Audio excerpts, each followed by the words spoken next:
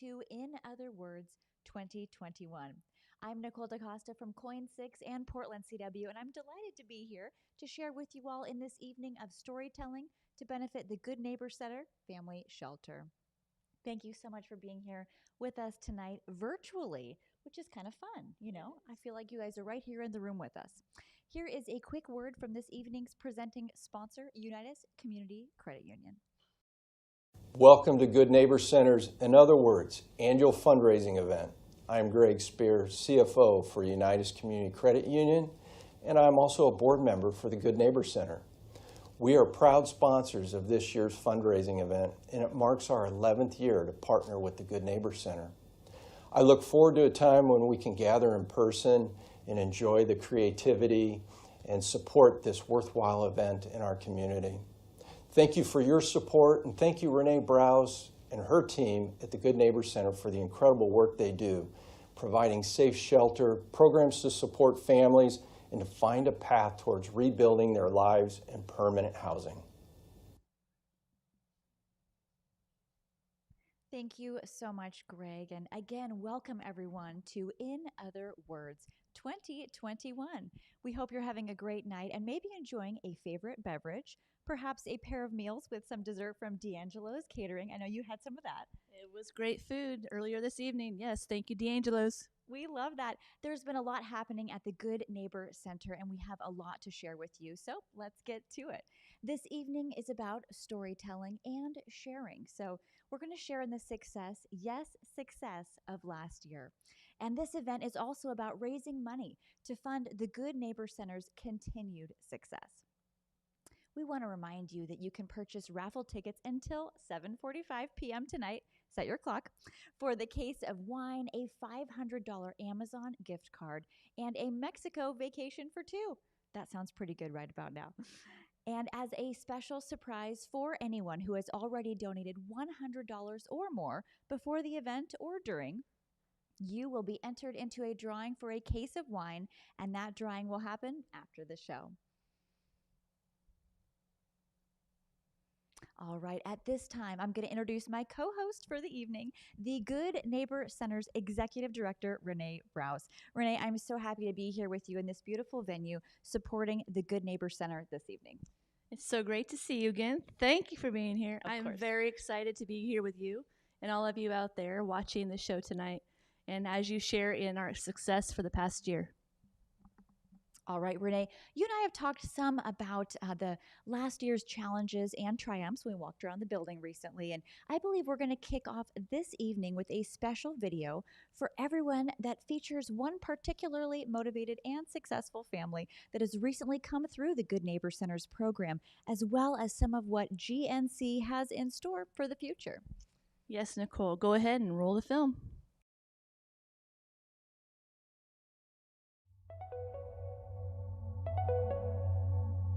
If I had to characterize 2020, I would say pivot, adapt, support, and complete our mission.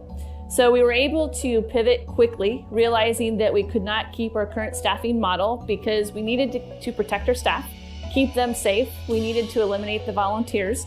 So we pivoted to a smaller staff and less volunteers, no donations. But we also needed to adapt because the rules and regulations were constantly changing, so we were adaptable. And then we still needed to support the 9 families that were in shelter. So keeping our mission at heart, realizing that they still needed support, they still needed resources, they were still fleeing whatever barriers that existed in their lives. And we needed to have support from our community, and that continued. So the support from the community was terrific. People were bringing us food, they were bringing us toilet paper, they were bringing us paper towels, and anything else that we needed, and that kept us going. But we knew that our staff were taken care of as well, that they were staying home and staying safe. I would say what's made the difference in the last year for our families is resiliency. I think that's been the key. Resiliency and hope. Hope that there was going to be a better future.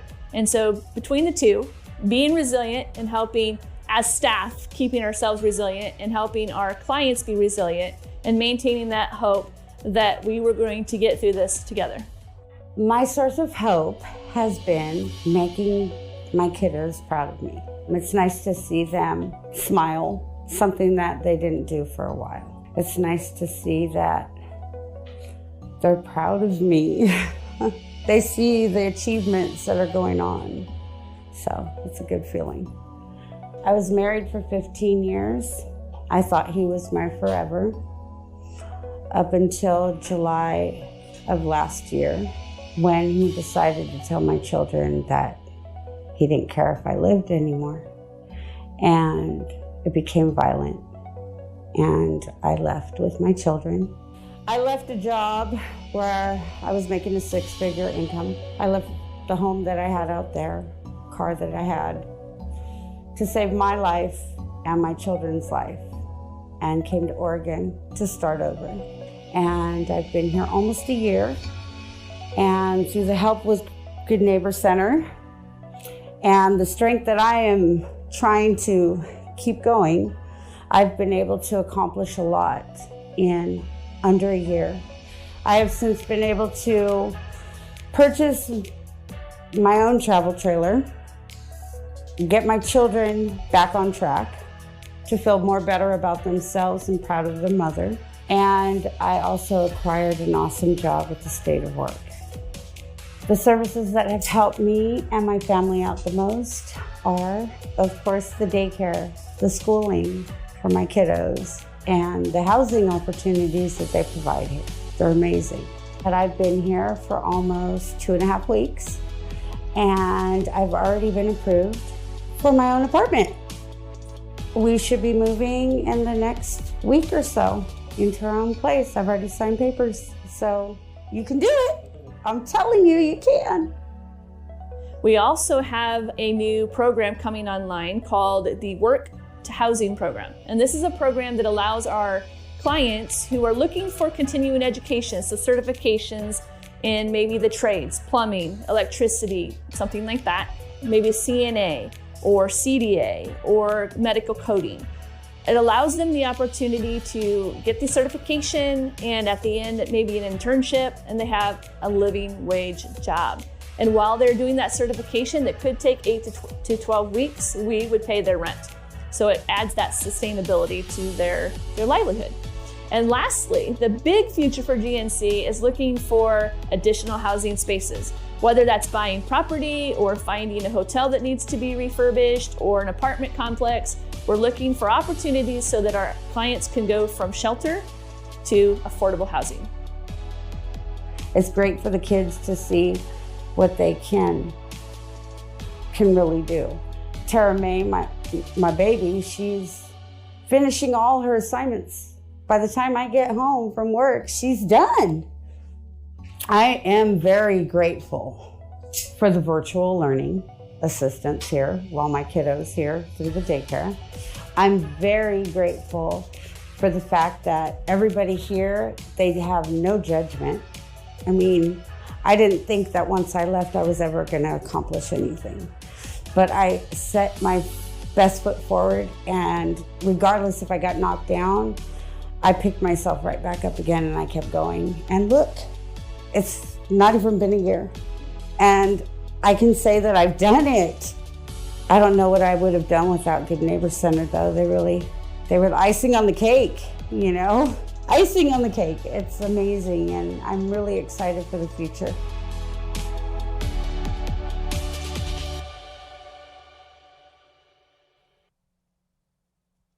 And we are also really excited for the future. And what a touching testimony of resilience and hope. Congratulations to Jennifer and her family for their courage to take back their lives and for sharing their inspiring journey with all of us tonight. This certainly is cause for celebration and the reason why we're all here this evening. Friends, let's make this an especially memorable evening by demonstrating our support for the Good Neighbor Center's mission and role in our community. We are so lucky to have them. Whatever you are moved to contribute will be a meaningful endorsement that goes directly to helping families in our community find safety and autonomy in stable housing. And you can do that through the events page where you registered and purchased your tickets. All right, get a pen and pencil. That's auctria.events/GNC2021. And guests, please visit that link right now and make that donation. So whether it's $10 or $10,000, which would be fantastic, it all makes a difference. And we look forward to recognizing your generous gifts throughout the evening tonight. We're actually going to thank some of our pre-committed donors right now. So this is very exciting. We love you guys. Thank you to Jamie S. for your $250 contribution, and Heather and Joe getting the party started as well. We appreciate your $250 gift, and $100 from each. That's Kathleen and Paula plus Greg Spear. Thank you guys. That money goes directly to supporting families at GNC.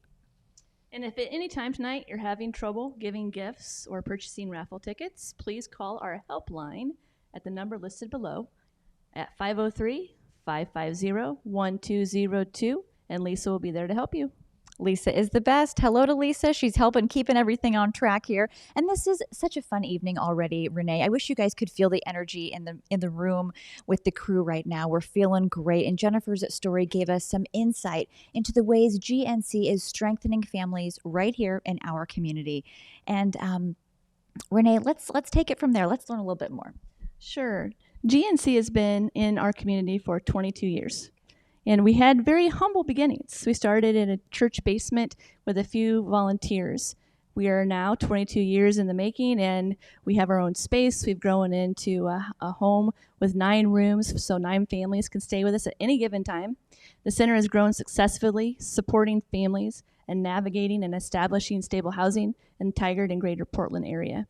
But really what I want to highlight is not just our passionate crew that's doing the work, working with the families and serving the families, but GNC is a network. It's a network of dedicated volunteers, dedicated and generous donors, and community partners. We all come together to support the mission of supporting families experiencing housing insecurity so that they can get back on their feet. That's what it's all about. Absolutely. And Renee, I love the Good Neighbor Center and the work that you all do here all day, every day of the year. You are making it happen. And this is such a special organization. And from that inspiring video we just watched of Jennifer and her family's recent success, clearly you're doing a good job here in the community.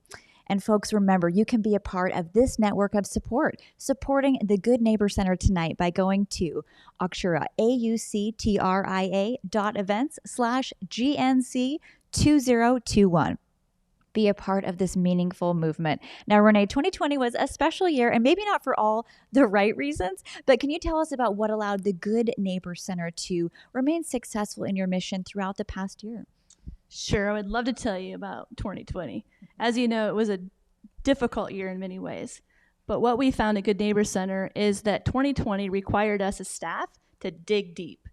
And as staff, we had to stay resilient and hopeful. If I encapsulated the 2020 year in 3 words, it would be adapting, pivoting, and hope.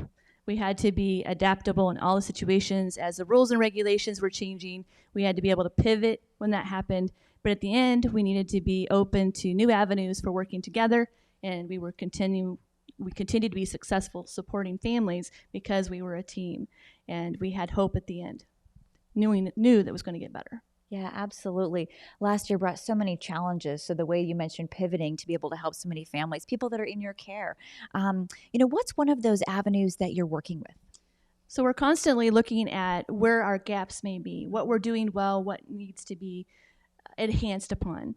So one of those areas is the employment area. So a lot of our families are affected by loss of a job, and we've recognized the necessity for involving the ways that we are meeting the family's needs. The new program that we've launched is called the Work to Housing program, which is an avenue where parents and caregivers can retrain, re-educate, and retool to be able to pursue a living wage job, living wage employment, with added security of housing assistance. So working with workforce development, we will be able to help pay their housing, their rent, and they get their certification. So we learned many lessons from 2020. But as we look to the future, we're excited for the new programs that we have coming online and that will directly support the families in continuing the future together. Ah, tremendous. You guys, that's why we're all here. That's why we feel your energy, and we know that that you all want to give here virtually. We're so happy you're with us. So it sounds like kind of an all hands on deck approach with room to grow. We love that. And we really saw that over the course of 2020. I know we all did. Show of hands, right? So communities working together to take care of one another through all that year had for us. And really, that's what this evening is all about: community, togetherness, storytelling, and hope. Nicole, speaking of community, I think we should probably thank our sponsors. Yes. So this evening was brought to you by the generous partners at Unitus Community Credit Union. We also want to thank Advantage Credit Union, Rotary Club of Sherwood, Metropolitan Land Group, Columbia Bank, Pride Disposal, and this beautiful venue that we are here tonight, Vine and Sparrow. Thank you, sponsors, for making this virtual event possible. Everyone, show of hands. Let's hear it. This is so great. All right, so inspiring, Renee. And, those sponsors clearly know what it means to bring people together. Look at us right now, by supporting programs like the Good Neighbors Center offers, bringing families in, supporting them with a hand up, I love that, and a seat at the community table. It really does feel so good to know that we're a part of a community. It's a larger place. And when we know that our contribution matters. And virtual giving provides an avenue that is just as good as in-person giving with a 2021 twist. Okay, so here's that website again. I know you've been waiting for it. auctria.events/GNC2021 to get your raffle tickets and make your donations to support the Good Neighbors Center's project of supporting families finding housing stability. Okay, we have some donors to thank at this time as well. This is so fun. Everyone's already jumping in. We love that. Andy M., $100. Thank you so much. And that goes directly to supporting GNC. Virginia Musil, $100. Gratitude. Thank you so much. This is great. Oh, the list keeps growing. As you can tell, we're reading a screen here and it's just blowing up. Mary Kirk, $25. The party's getting started. Now, if at any time you have trouble getting registered, giving gifts, or purchasing raffle tickets, please call our help number. We have a help number listed on your screen. To add to that, Nicole, we'll continue selling raffle tickets until 7:45, and we'll start the drawing a couple minutes before 8 p.m. So get those tickets while they're available. I think we're getting close on a couple of them. Yes. So there's a 7-day trip to Mexico that I know some of you folks are eager to win, along with a case of wine combined with a dinner gift certificate for $75. And lastly, a $500 Amazon gift card. We all love Amazon. And we really realized that last year, right? So right on, Renee. And those are some dazzling prizes. We know you guys are excited to know those results. So I wonder who those big winners are going to be. Stay tuned. All right, folks, we're going to move into the storytelling portion of our evening because this is a virtual event and works a bit differently than when we're in person. So please show your enthusiasm for the storytellers and the Good Neighbors Center by giving virtual rounds of applause. How cool is this? Liking this video and sharing it on your social media pages. We really, really appreciate that. Let's just go all over the internet tonight. Remember to like us on Facebook and follow us on Instagram, Twitter, and Nextdoor. We're everywhere. All right, our first story actually comes from a current staff member of GNC who's had, quite a journey, and we're eager to hear all about it. Annette is kind and caring. She's fun-loving and enjoys being with her family, playing board games, and being in nature. Without further ado, here's Annette. Hello, good evening, and thank you for joining us. My name is Annette, and I want to share with you my story of hope and resilience through change. As I was talking with individuals and thinking to myself about what I would say tonight, I could only think of how individuals don't always understand what the face of homelessness looks like. The face of homeless, someone who is homeless, could be the barista at the coffee shop that smiles at you every day and gets your order right. It could be the cashier at the grocery store that you see who is always just smiling and doing the best they can. Homelessness is also that individual, that man, that woman on the street that you see asking for change, begging for a hand up. I will also tell you that my face is the face of someone who has survived homelessness. I can tell you that for the first time in my life that I realized we were suffering with homelessness was when I was about 8 years old. My mom had gotten with a new person in her life, and his name was John. He unfortunately suffered with alcoholism, and due to his alcoholism, he and my mom had domestic violence issues. And at one point, he destroyed our entire home. He put knives in the cabinets. He overturned our washer and our dryer, flooding our den. Our home was then unlivable, which caused my sister and I and my mom to be homeless. Even though they had issues, John and my mom decided that going to Arizona would be the best step for us. As we were traveling to Arizona, we were just sleeping in a car. And at one point, an officer knocked on our window to check on us. So someone had reported that children were sleeping in a vehicle in a parking lot. We were safe, and the officer understood that we were just traveling on our way. When we arrived to Arizona, it was not as easy as they thought to get employment and to find housing. We spent a few nights in hotels with the money they had saved, and then it turned that we needed to stay at a campground. We had stayed at a campground for about 2 weeks. And as we were at this campground one night, my mom heard screaming coming from outside the tent. My sister and I were sleeping in the car, and my mom and John were sleeping in the tent. My mom did not think to check the car to see if my sister and I were safe at all. My mom just continued towards the screams that she heard coming out of a van, screamed at the van, people in the van pounding on the windows, asking them to come out, let her daughters out. She knew her children were in there. And the gentleman opened the door and said, "Ma'am, your children are not in our car." This is a true fear of a parent that has to live with being homeless with their children.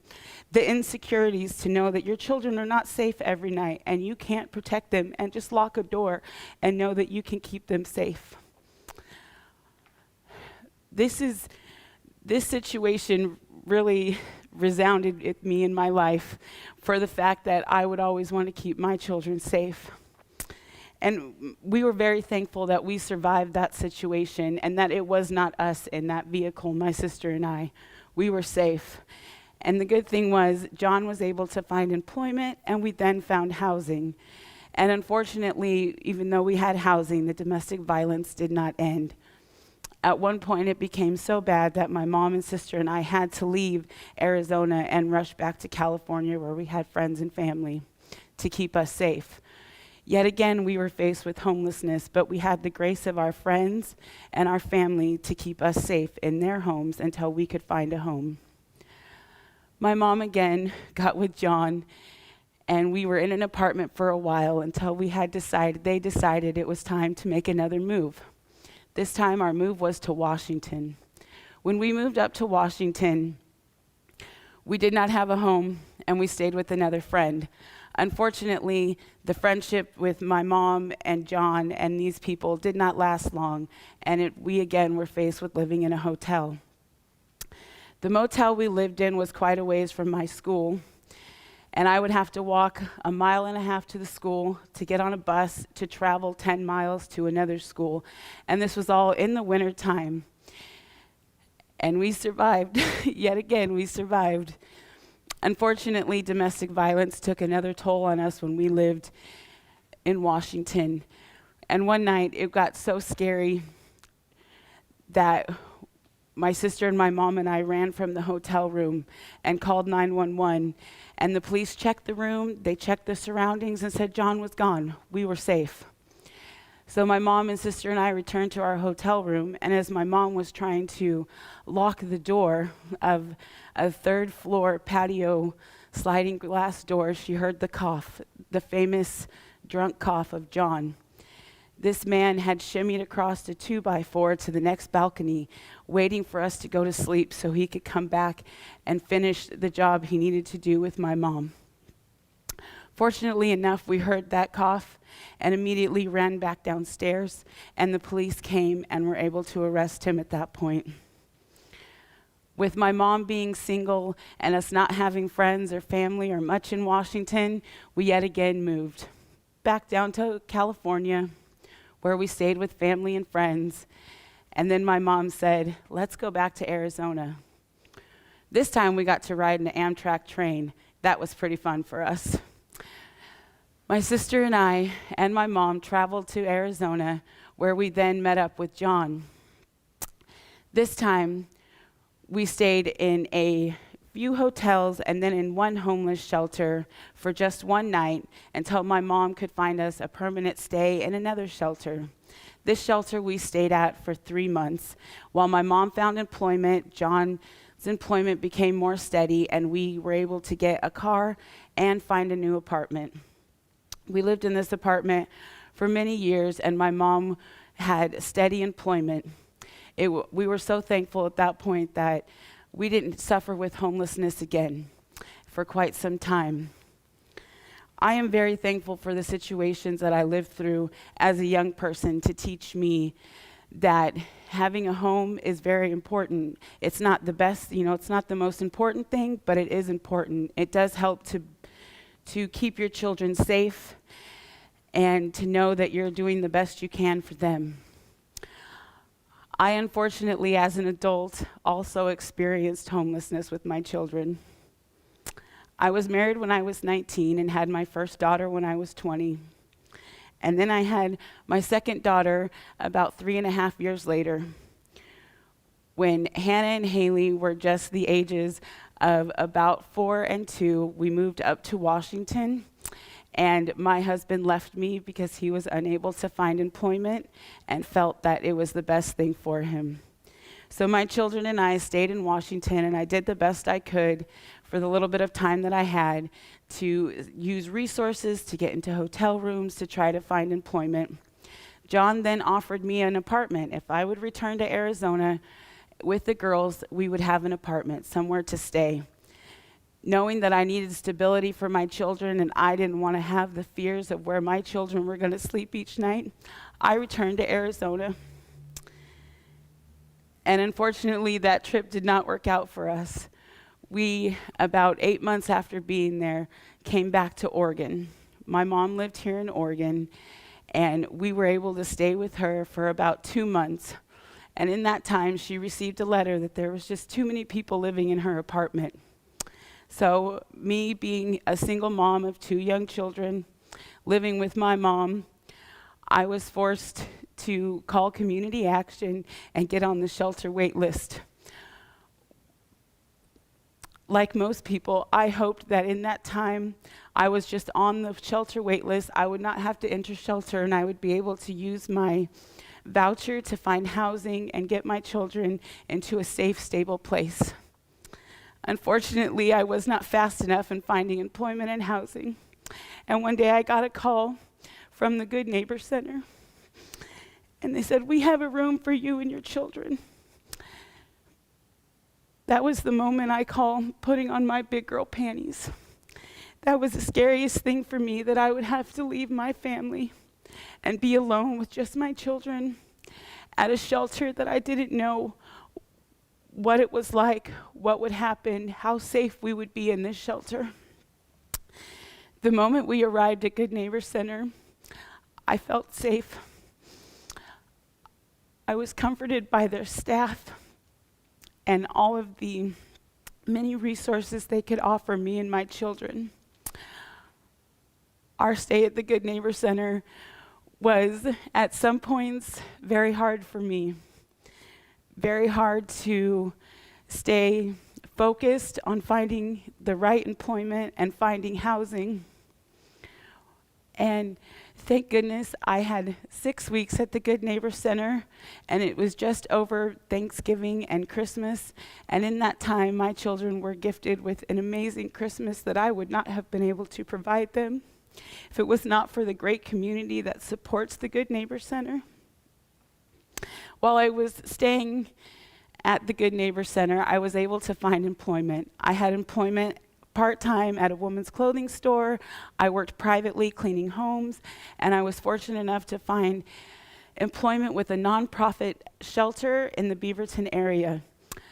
After moving out of the Good Neighbor Center, my children and I shortly found housing just 2 weeks once we left.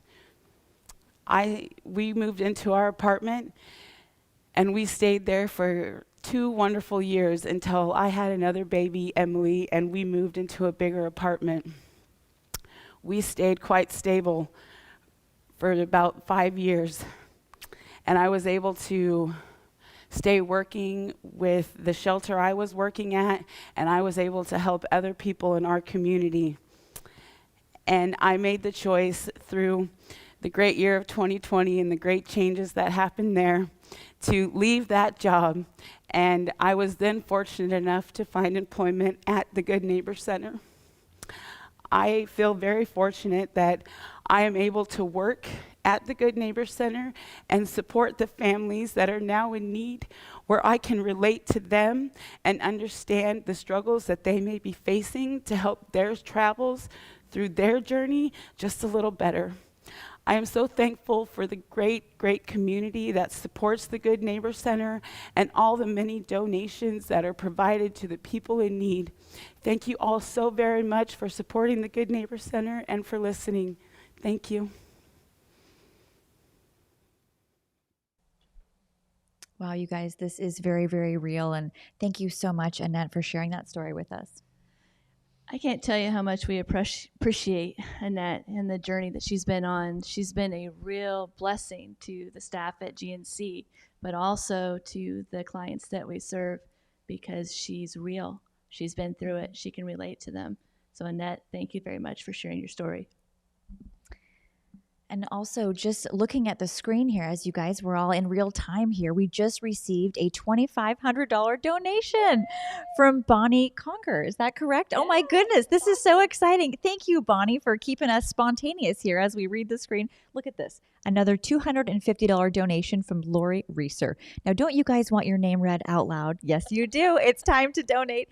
Thank you also, KJD Boutique, for your $25 donation. This is so fun. We could do this all night.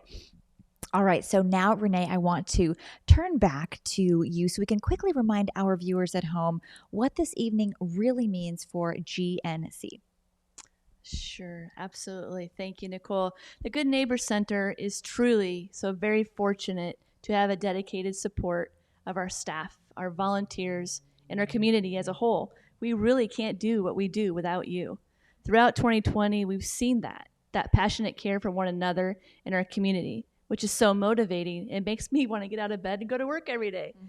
The results of the evening directly impact our families. It translates into improving their lives.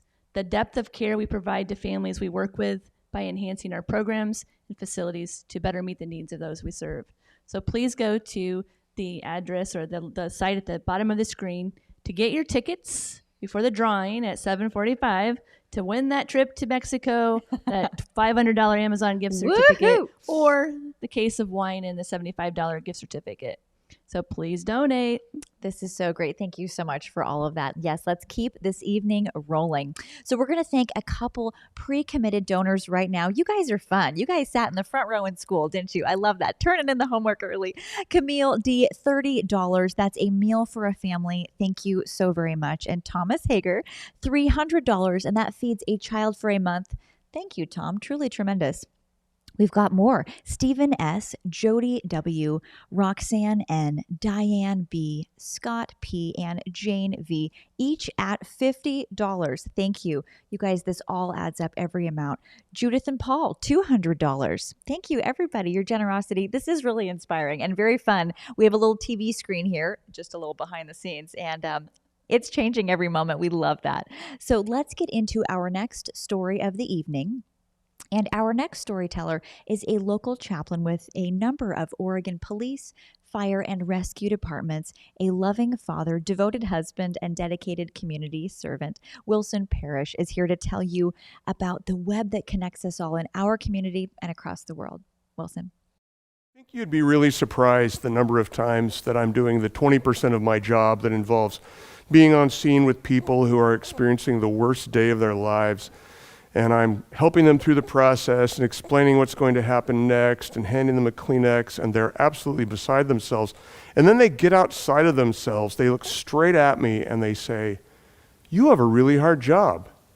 And my family wouldn't believe it, but I'm actually speechless in those moments. I can't believe the number of people out there who are able to, in that moment, when they've just experienced their worst tragedy, are thinking about me.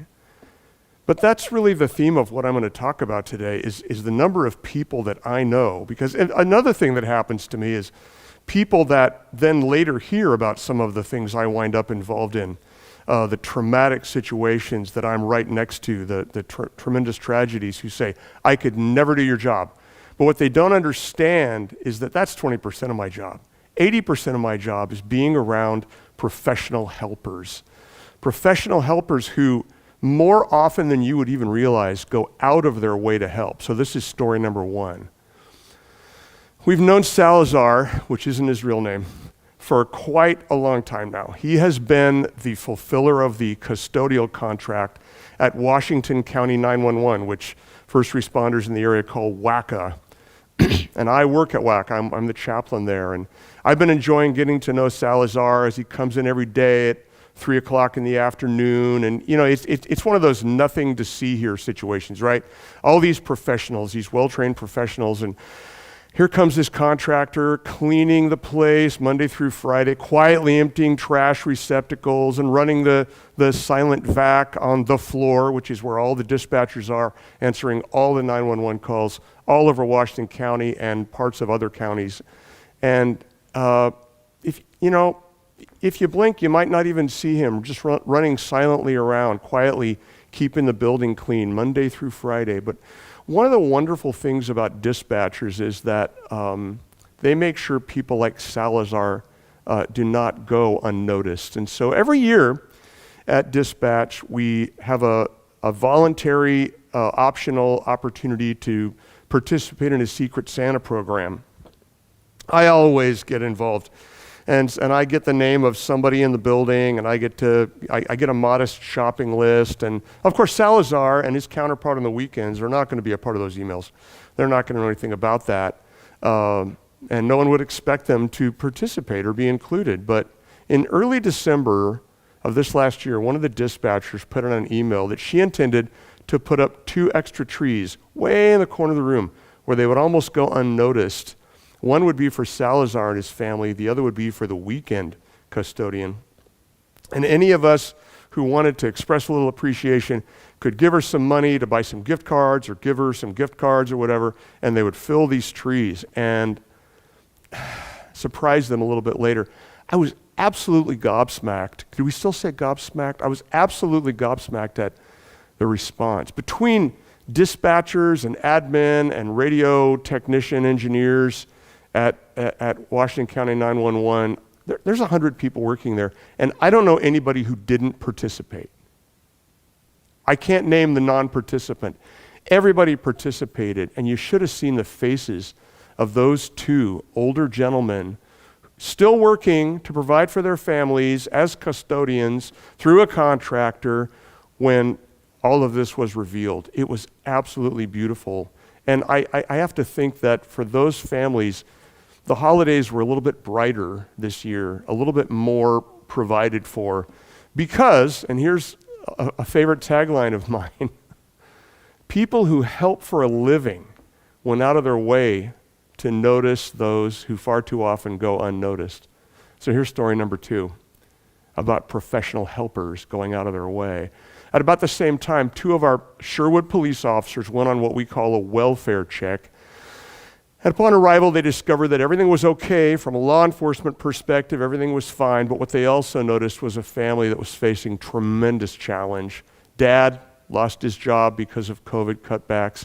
Mom, at that same instant, young mother of 3, found out she was diagnosed with a very aggressive cancer and was undergoing treatment. 3 little kids, just trying to fit into that. What they also noticed was that, yes, everybody had enough to eat, but food was fairly scarce, and that Christmas was just going to be non-existent for this family. So I was tasked to get a hold of my church and other organizations and get food boxes, and I've delivered 4 so far to this family. But what I found out later was that one of these police officers immediately called his wife, who immediately went shopping, and out of their own pockets, this law enforcement family quietly provided not one, but several age-appropriate gifts for each of the children in this family for Christmas that year. Story number 3 is ongoing, just like that story is ongoing, and that is a couple of other police officers who went on another welfare check and found an elderly gentleman living here in Sherwood. Lonely, so he bought a dog, a chocolate lab puppy. If anybody knows about chocolate lab puppies, they take a couple, 3 years to calm down. And he was just really trying to work with this puppy. And what these police officers noticed was this puppy was going to get bigger, and this man right now could barely control this dog. And so right now, as we speak, these police officers, I found out, because I was on a ride-along and got to go one time, every week, one of these officers goes to his home. They've already bought him, out of their own pockets, a gentle lead, a slow-down food bowl, that makes the dog not eat so fast and get an upset stomach, treats that are absolutely like grain-free, terrific treats for this dog. And every week, one of these officers goes by, checks on this gentleman, checks on his dog, give him some training tips, look after him, suggest some things, and make sure that he's doing okay. And they don't have to do that, but they're helpers, professional helpers who go out of their way to help people. I'm limiting myself to 3 stories, but I could go on. So just in case you're one of those people who looks at me as a chaplain and says, I could never do your job, what you might not know is that I am privileged to stand beside first responders and to witness firsthand stories like this of these people who are professional helpers going out of their way to offer generosity, to take care of people. And that's a big part of the reason that I love my job. Thank you, Wilson. Your story reminds us of how interconnected we really are, and that how just a little bit goes a long way. It truly does. That was so great to see. And just a quick reminder, raffle sales closing pretty quick here. This is your code red. Let's make those purchases right now. And thank you to all who are participating. It's very fun to see these names pop through on the screen. We really appreciate it. And speaking of those names popping up on the screen, let's go ahead and acknowledge a few more. Yes. Shannon Moxley at $100. Thank you, Shannon. Steve and Nancy, $500. Wow. Oh. Again, thank you. $100 from Diane Bowen. $250 from Mark Barra. Thank you, Mark. Ed and Dana Murphy, another $100. We're very grateful for you as well. Greg Williams, another $50. Thank you, everyone who's joining us tonight. Whatever you're moved and able to give, every little bit helps, and we're very, very thankful for all that you're doing for us. It's helping us to enhance our GNC programs. Now we're going to hear our final storyteller of the evening, a community leader, business owner, creative futurist, and a minister here in Sherwood. Kevin Bates is going to share a story that is sure to inspire. Take it away, Kevin. My story tonight is called The 4 Angels, and it goes like this. The year was 2010, and we received word that our paperwork was finalized and we were ready to fly. The plane touched down after a long, tiring flight, and my bed at the hotel was calling my name. Taxi, taxi, outside the airport, I yelled to flag a cab down to take us to our place. So jetting down the freeway at high speeds, the driver pointed to the smoke billowing from the downtown business district, and he said, "Fire and riots, no inside." Well, I was pretty perplexed, but he drives us past barricades and armed soldiers blocking business fronts as my wife, Amanda, and I are shocked and in awe that what we just entered, and we pulled up to the Freedom Hotel on Sukhumvit Road in Bangkok, Thailand. As I lay my head on the bed, I was no longer tired, of course. I was wide awake and definitely worried. I turned to her and I said, "Amanda, we got to get out of here," as we just lay awake in our bed. I pulled out my phone that night and booked our flight out the next morning from Bangkok to northern Thailand in Chiang Mai. But little did I know that the political uprising of the red shirt riots had engulfed the entire nation, and we would be landing in another hot zone of violence and civil war. So the next morning up in Chiang Mai, I sat sipping on coffee, watching the small TV the owners of my favorite hostel had set up in the commons area. The scratchy screen shone with Hillary Clinton's announcement that the embassy was shutting down and all United States citizens were being asked to leave the country. Yet there was a problem, and a big problem. And that problem, 4 days from that day, we had an adoption appointment at the embassy for our new daughter. A long 2-year process, and it hung in the balance between a riot and our Secretary of State closing off access to a necessary visa. I was angry, and I walked those streets, and I freaked out, calling out to God, angrily asking Him to fix all of this. And all I wanted was just one miracle. We touched back down the next day in Bangkok, and with no answer on the horizon, just a hope that potentially things would open up. Panicked and reading, of course, my email every 5 seconds didn't help. And I was frantic for an answer when my email notification went off from our Portland local channel news asking for a phone appointment.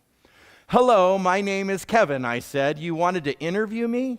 "Yes. Are you in Thailand right now adopting a child? Are you in the middle of the red shirt riots? How are you doing over there?" And so the interview went, explaining every detail, sending pictures of the section of towns in the aftermath, then promising to take this to national news if we didn't get our daughter out of the country.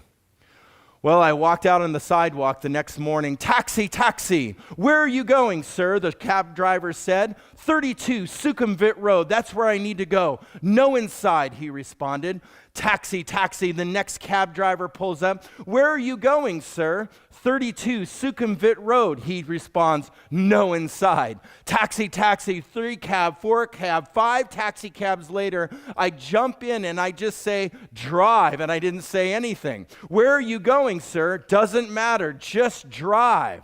And the cab screeches to a halt. "Where are you going, sir?" 32 Sukhumvit Road.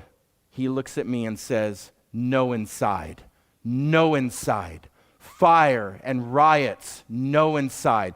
$20 then, no inside. $40 then, no inside. $60 then. Oh, okay. We take the back roads, and so we skirted back and forth in the back roads to make it to the Freedom Hotel, where I put a bag to check for storage and was going to retrieve it later. And in it held our daughter's new belongings, gifts for the family. We were meeting, and adoption paperwork necessary for the proceedings. Yet the riots had engulfed the hotel, and the military had surrounded the area. No inside.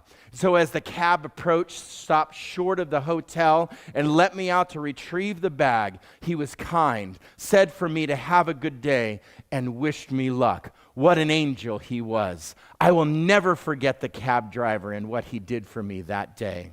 So with suitcase in tow, I began to journey back to the other side of town where we were staying. I picked up my phone and I said, "Hey, Ken, I need your help," as I called a friend from across the ocean. As I called my friend, dragging the suitcase behind me, emotionally exhausted by the afternoon. "What's up, man? What's going on?" "I don't know. I just need you to pray for me. But I need some help thinking through some stuff in my life.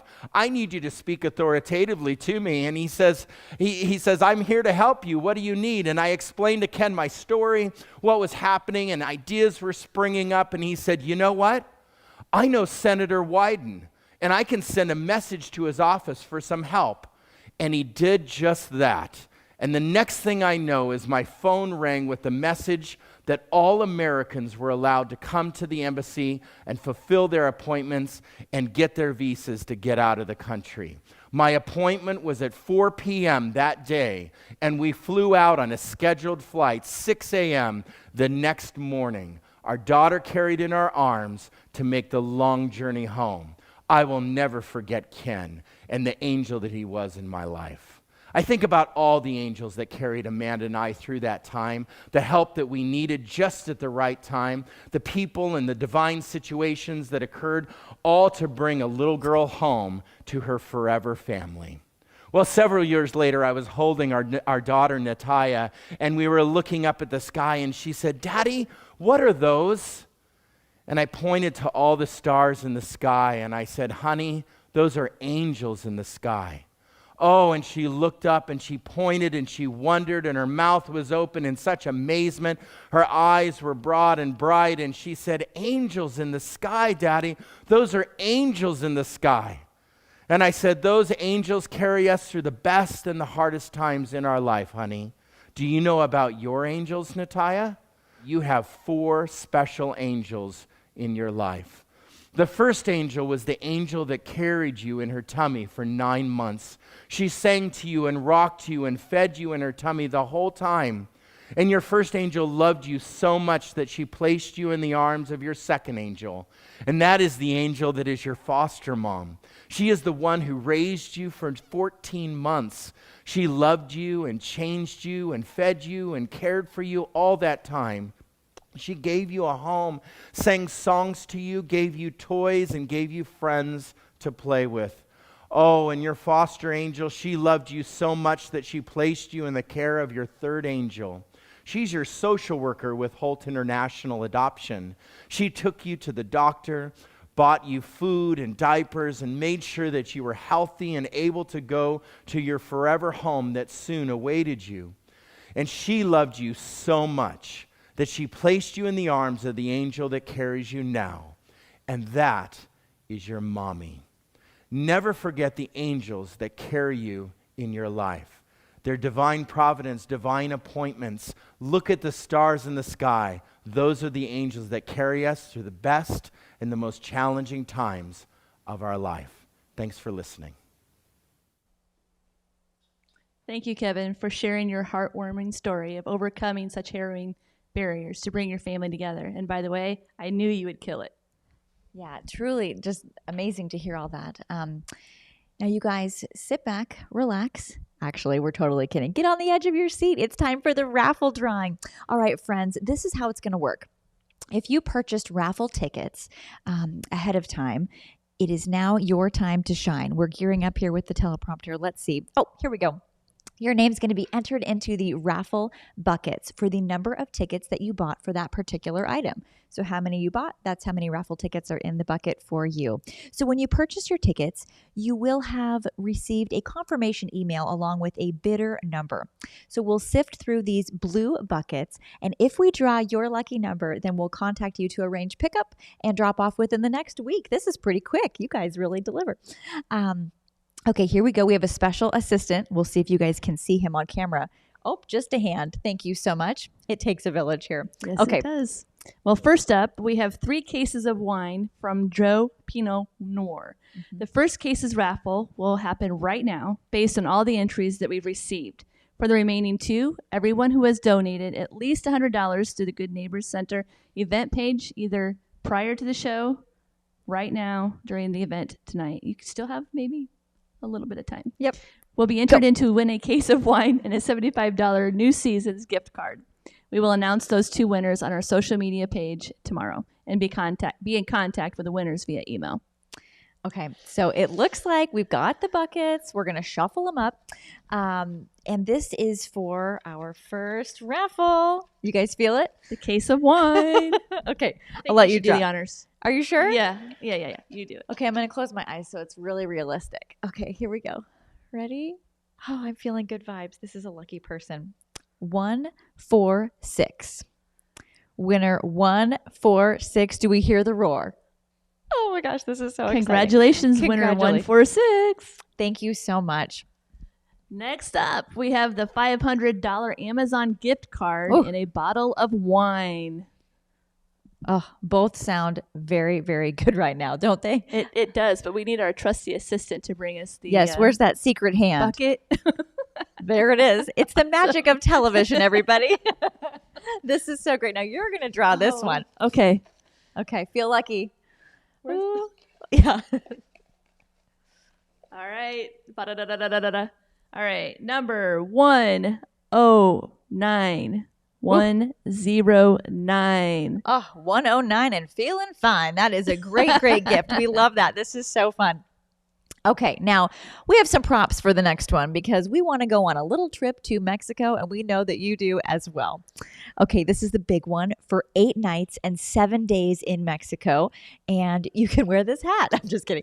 And we've had a lot of interest in this one, and I think we know why. So the bucket will be making its way to the stage momentarily. Oh, do you feel that anticipation? I'm feeling it on this one. Should we do like a good luck pause for the Good Neighbor Center? Okay, here it comes. Who's going out of town? Drum roll. All right. Lucky winner is 1, 2, 3.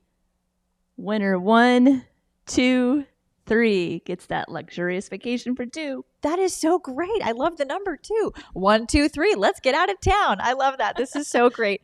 Vacation for 2. So thank you, guys. All right. Thank you to all of our raffle participants. Congratulations to those winners. For those winners, we will be in contact with you and arrange getting your prizes. Okay, I know there's some celebrating going on, so we'll give you guys a minute. I know people are jumping up and down. It's very exciting, and you being here with us tonight is very exciting as well. Thank you, everyone, for watching from home who made this such a special evening, raising funds for the Good Neighbor Center so they can continue the brilliant work they're doing to keep families together and on their feet. Also, just a reminder to thank our presenting sponsor, Unitus Credit Union. We can't do this without you. Okay, friends, if you didn't get a chance tonight, the time is always right. You can still donate right now to the Good Neighbor Center and be a part of creating the future together. Thank you again, everyone at home, our sponsors, and all the raffle participants. Nicole, you've been a blessing. Thank you for sharing the evening with me. So much fun, and I just feel like I feel the energy and the enthusiasm. So we're doing good stuff, guys. Thank you. And also thank you to our community. All right, Renee, thank you so much. That concludes our virtual live program. We're going to miss you guys. We appreciate you tuning in and look forward to seeing you in person, all right? In person is going to be great in 2022 for our next big event. And enjoy the rest of your evening. Have some fun. Stay healthy. Thank you guys. Good night.